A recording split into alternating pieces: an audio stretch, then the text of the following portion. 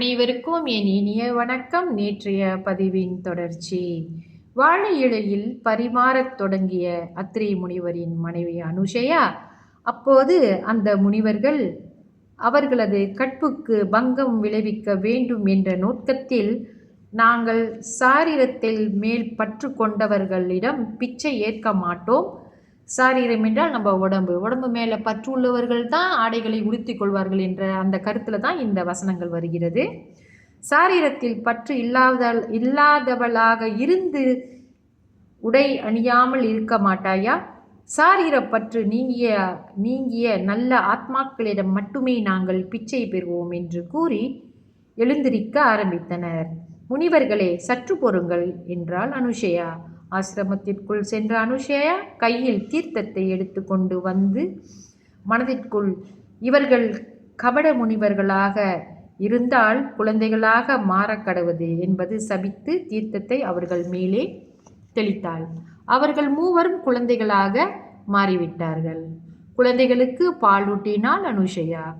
கணவன்மார்களை காணாமல் மகாலட்சுமி, பார்வதி தேவி மற்றும் சரஸ்வதி தேவி மூவரும் பூலோகத்திற்கு அத்ரி முனிவரின் ஆசிரமத்திற்கு வந்தார்கள். விஷ்ணு, சிவன், பிரம்மா தங்கள் செய்கைகளை செய்ததால் உலக இயக்கமே நின்று விடுவது போல் நிலையானது.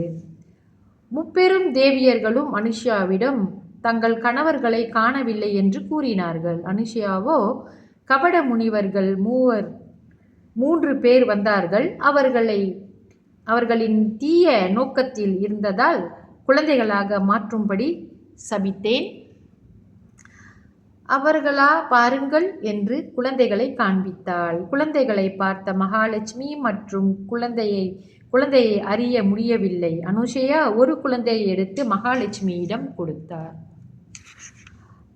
இவர் உன் கணவர் மகாவிஷ்ணு என்றார். இன்னொரு குழந்தையை எடுத்து சிவன் என்று பார்வதி தேவியிடம் கொடுத்தார். பிரம்மாவை சரஸ்வதி தேவியிடமும் கொடுத்தார்.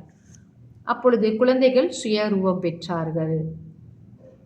விஷ்ணு, மகாலட்சுமி, சிவன், பார்வதி, பிரம்மா, சரஸ்வதி ஆகிய தம்பதி சமேதராக நின்று, உன்னுடைய கற்பு போற்றத்தக்கது, கற்பினால் எதையும் சாதிக்க முடியும் என்பதை செய்து காட்டினாய் என்று கூறி வாழ்த்தி மறைந்தார்கள்.